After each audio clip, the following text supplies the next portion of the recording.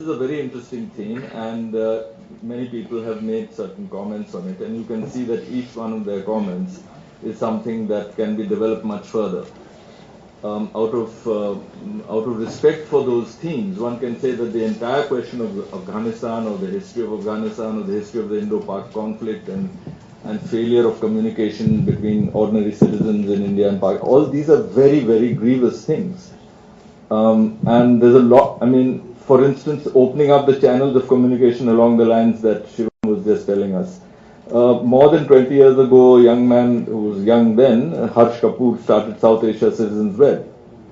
Now I'm sure many of you know of that. That was literally the first such example where we found out, sitting in Delhi, what a group of anti-nuclear activists were discussing in Lahore.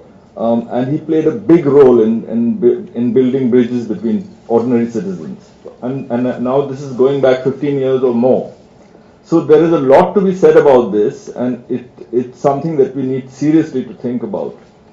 Now, I feel that in each case you'll realize that it's the content. When you talk about journalism and methods of communication, it's not simply about technology. I've had kindness on the road despite the absence of internet. Somebody picked me up when I was lying half dead. They didn't need to, and they had no knowledge of my existence. So there are various expressions of kindness. We feel that we are living in a unique time, but actually there are some aspects of humanity which are always there, eternal. So it's a question of the content. It's a question of what does journalism mean. I'm sure there's space for discussing. For instance, if you look at the number of journalists killed in Russia over the last 15 years, it runs into the hundreds. It's very serious. There was a young woman who was part of the human rights community in Jaffna University, a famous mathematician who was also a citizen journalist, being part of a democratic rights movement, Rajni Tirangan, I don't know how to pronounce her name. She was allowed by the Tigers to continue to act like a citizen journalist during the time that the IPKF was there. The day they left, they shot her dead in the campus. She was a Tamil. She was a Democrat. She was resisting. She was reporting on the atrocities committed by both sides. And they used her for the time that they allowed her to carry on functioning, and they shot her dead in cold blood. There was a Sri Lankan editor who predicted his own demise. These are things that we should discuss. He predicted it in an editorial 3 or 4 years ago. I'm sure you know. And he said, I'm going to be shot dead, and the president is responsible. And that's good. It happened. The senior minister of Sri Lanka, just 3 or 4 days ago, I put it on my blog, said, I will break the legs of those people who are defending our country in public. He's threatening journalists with physical injury, and he's a minister. Okay. One can multiply these things. It's very important that you be citizen. If you are truly committed to citizen journalism and to reporting things, please note that it's a very, very important task. It's not a flippant matter. Some of us in 1984 decided, when we saw what is happening in Delhi, I can tell you my experience. I'm just trying to acquaint you with the gravity of it. What we observed in the streets of Delhi, I remember my father telling me about Calcutta in 1946. I never thought I would see it in my own lifetime. I saw in the capital city, which I have lived in all most of my life, mass murder going on in the streets, and some people enjoying the show. In middle class localities, you would have a very strange and surreal combination of some people being burnt alive in one corner and other people celebrating and enjoying and watching men and women standing on tall buildings and clapping. This went on. Some of our students in the university participated in violent acts. On the other hand, there were some very wonderful young men and women who went out and saved people and brought them into the hostel. So these things need reporting on. Who's going to report them? And when you think of reporting them, then what happens? It's not simply a matter of reporting. There is a whole question of what standards of judgment to employ, whether to indulge in just straightforward propaganda or to try to bring about some balance, how to grapple with your conscience when you're reporting something that is not comfortable for you to report, how to speak truth when many people are telling to speak untruth. This happens. Journalists are also used as pure propagandists. So the standards of judgment are involved, questions of understanding the truth are involved, and questions of understanding them in greater depth. It's necessary to understand them in greater depth. Now, in 1984, we saw what is happening and we decided we have to collect data. All of us, the more democratic-minded people and left-wing-minded people who said this is an atrocity going on in front of our face, we have to report it. We began a system. There was a network called PUDR. Many of us were informally part of the network anyway, whether or not we were members. So we said we'll go and gather, we'll see to it that we gather this information and write it down carefully. And then we pooled it all together and produced a report which became famous. It's called Who Are the Guilty? The PUDR report into the Delhi riots. Thank God we produced it. Now I'll just tell you some of the reactions to it. You see, the state did not, there were many cases where the police did not even register a first information report, which is a fundamental right. They didn't register a FIR. In some cases, FIRs were not registered for 15 years. Now, the two things I want to remark about this, and both concern reportage and journalism and democracy and freedom of expression and so on. One is that some of us decided we have to take out a demonstration. It's very interesting. None of the communist parties took out a demonstration.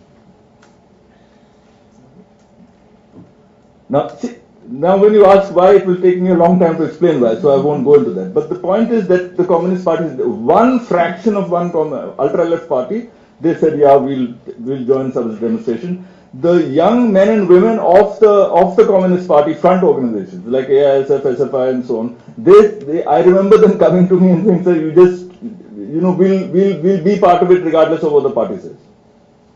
And they came to me, and so there was a group, some of us teachers, who got together and said we'll hold a demonstration. And this is the most, in my long life, I've been a political person for most of my life. This is the single most significant and moving demonstration that I have ever attended in my life. Something like 5,000 people from all walks of life, nothing to do with class. There were young ladies from LSR, there was Dharma Kumar, professor, right-wing liberal professor from the Delhi School of Economics. She was part of the demonstration. There were thelawalas, there was Sardarjis who drove scooters, there were butchers from Jama Masjid, there were students, there were journalists, there were all kinds of people. And we marched from Lal Killa up to Boat Club. And we never once said Hindu Muslim bhai bhai, we simply said Janta ke sang nyay karo. Justice, that's all.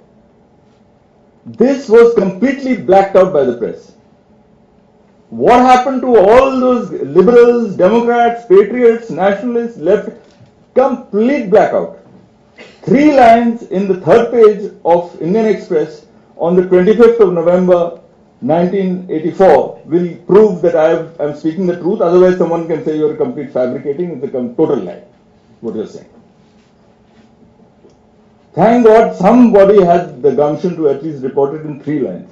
It's a very significant demonstration that in Delhi, the population, some part of the citizens of Delhi felt this is a crime and they registered their protest in public. At least they did. At least we felt it's our duty to say this, and we said it. But it's blacked out. After 2 weeks, a journalist who is an op-ed commentator called Sunanda Datta Rai, who writes in Statesman, he wrote a op-ed piece saying that the government better wake up.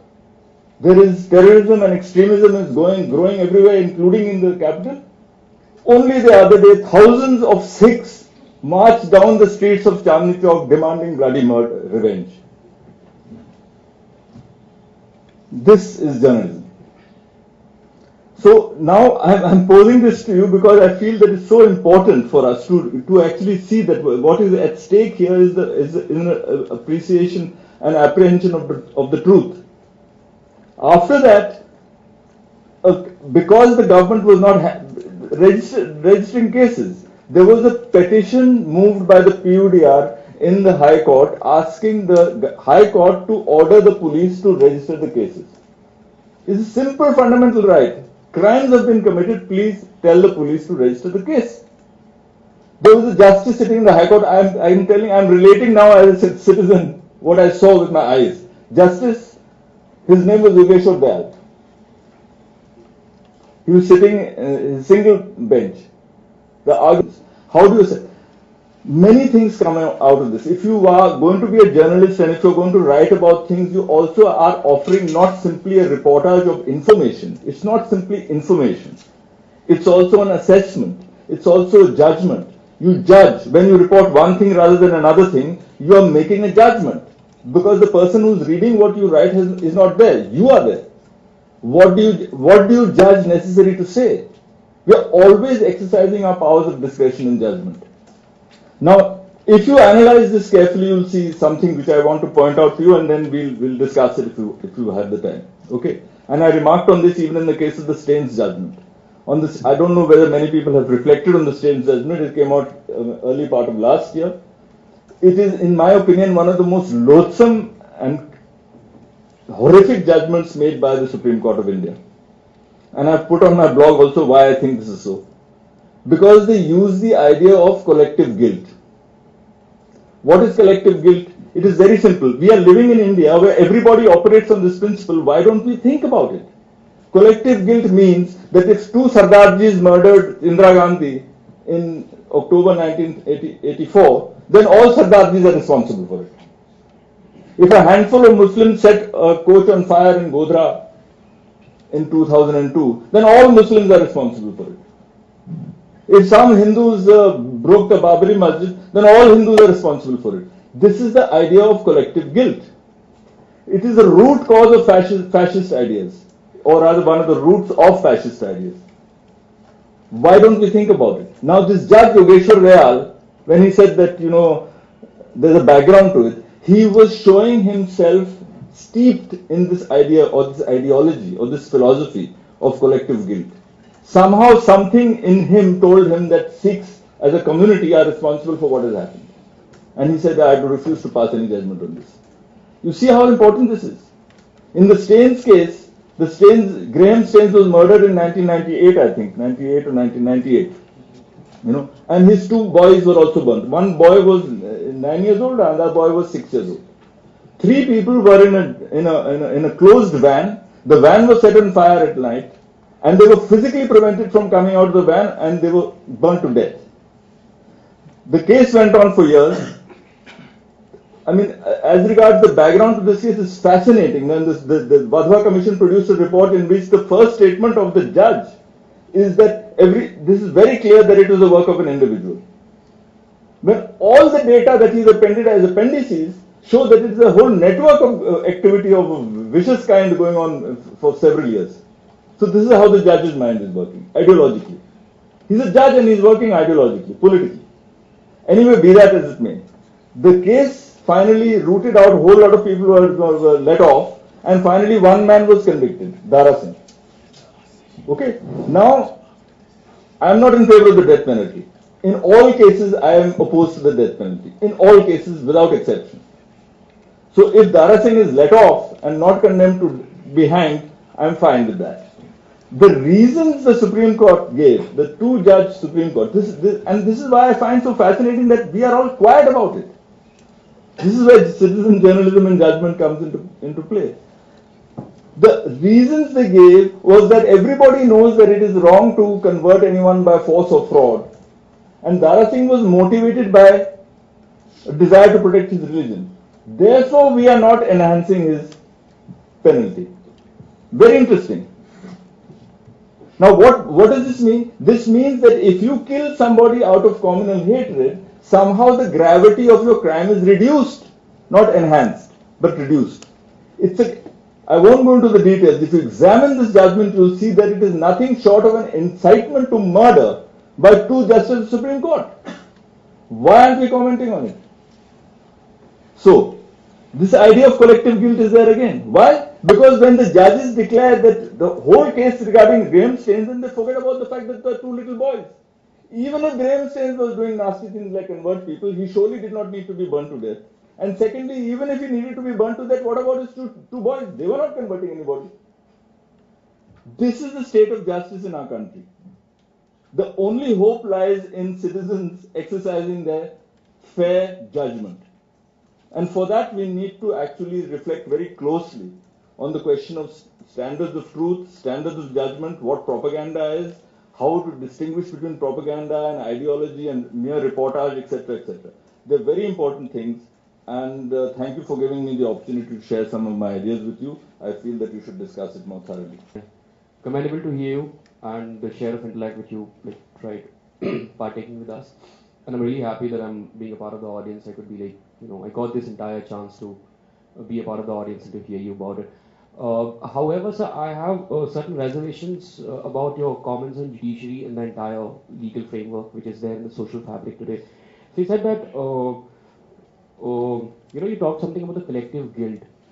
So, if you talk about the collective guilt, it's basically the judiciary which has come against it, right? If something happened in 1984, Indira Gandhi was assassinated by her own bodyguards, and if that collective guilt was permeated into different political leaders, and that's how they validated the mass killing and massacres of people of a certain religion like Sikhism all across the country, it was the judiciary which came out with a suo motu action and said that that shouldn't be happening in a democratic setup like India. And so, when you talked about this case of Dara Singh, the judgment or the kind of verdict which was given by the Supreme Court judges, they said that although there was a participation of everybody into that group which killed Graham Staines and his own kids, the entire criminal mindset of Dara Singh was the highest. So although you can be having, you can have a kind of a participation of everybody in a crime, but according to the participation, up to the level that the crime is committed, is actually the judgment is given with. So what exactly you have to talk about it? And so there are a couple of instances also the judiciary has taken so much of initiative to establish law and order. For example, there was something which happened in 1999, but just because of the media and the judicial initiative, cases like Jessica Lal and Pridashini Mattu could come up. So do you not feel that judiciary should not be condemned as it was there in the seminar? Okay, let me clarify right at the beginning. I don't believe in a black and white universe. So I would not by a long shot condemn the entire judiciary or all the judges or all the policemen and all the IAS officers. I would never do that.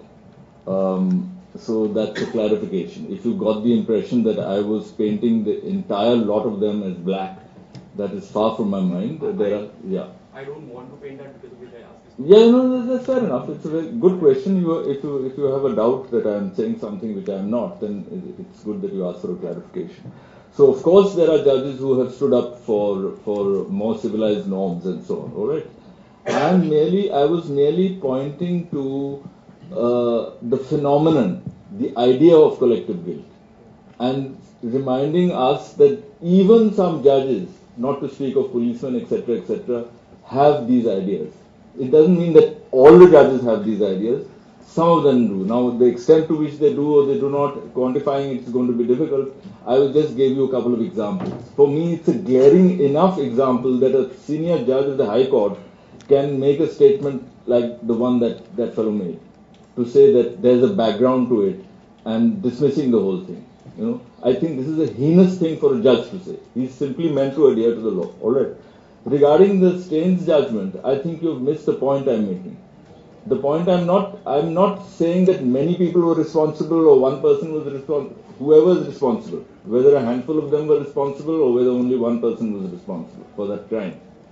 I'm talking to the logic employed by the judges in refusing to enhance the sentence to death penalty. I clarified that I do not wish Dara Singh to be hanged. That's not the issue. So if they have refused to hang him, it's something that I would applaud. Fine, good thing. He should not be hanged. Alright. Now, I'm talking to the reasons. I'm talking about the reasons which they brought into play. The reasons they gave are as follows. And it might sound very complex, but it isn't. They said that everyone knows, words to that effect, that it is an offense to convert people's religion by force or fraud, thereby implying that Staines had been converting people by force or fraud.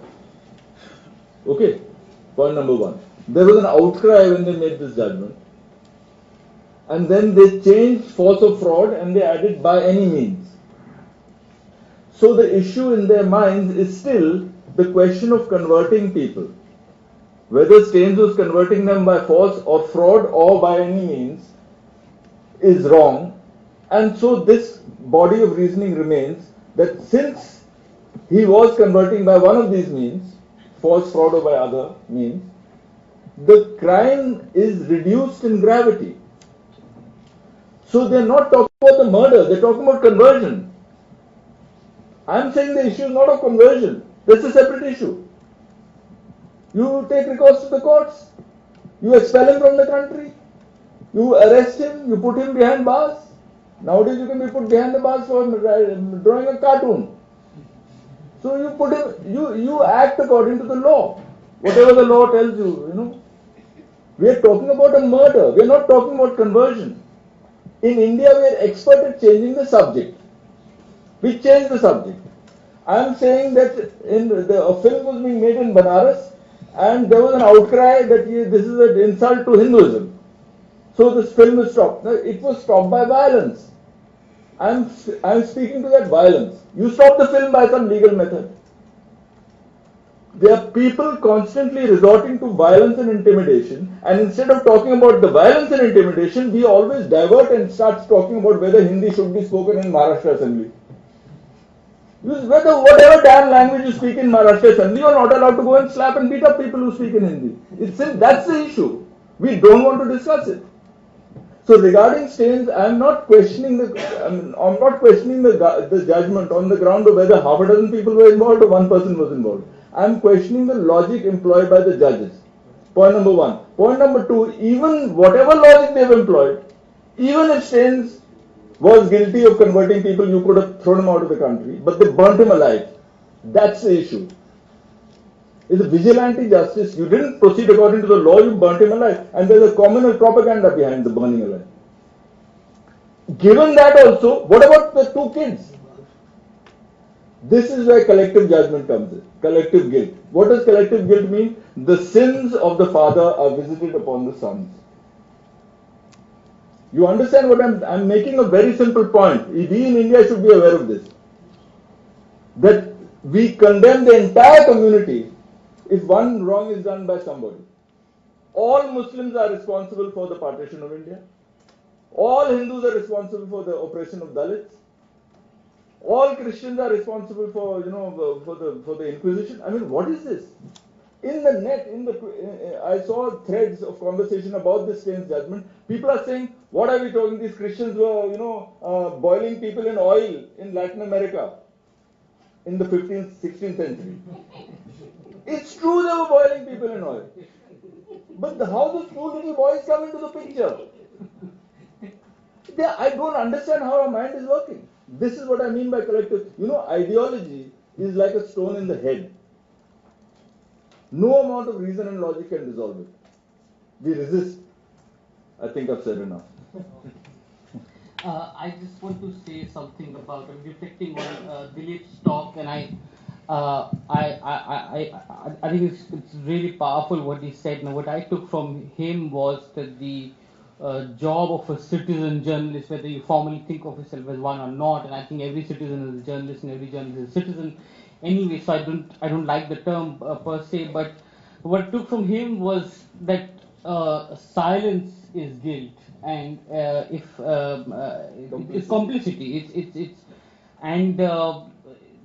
Speaking up is a duty which is easier said than done, because speaking up is a lot of hard work. It means that you have to get the same judgment, read it, apply your own mind to it. Most of the time what happens is that both citizens and journalists and citizen journalists and journalist citizens, everybody basically waits to be spoon-fed ideas. It needs one person to read the judgment and say, here's something outrageous, but not enough of us are ready to do the hard work of going into things, even within the media, and I think that's very crucial. So we need more Dileep Simmons, perhaps. I have a question.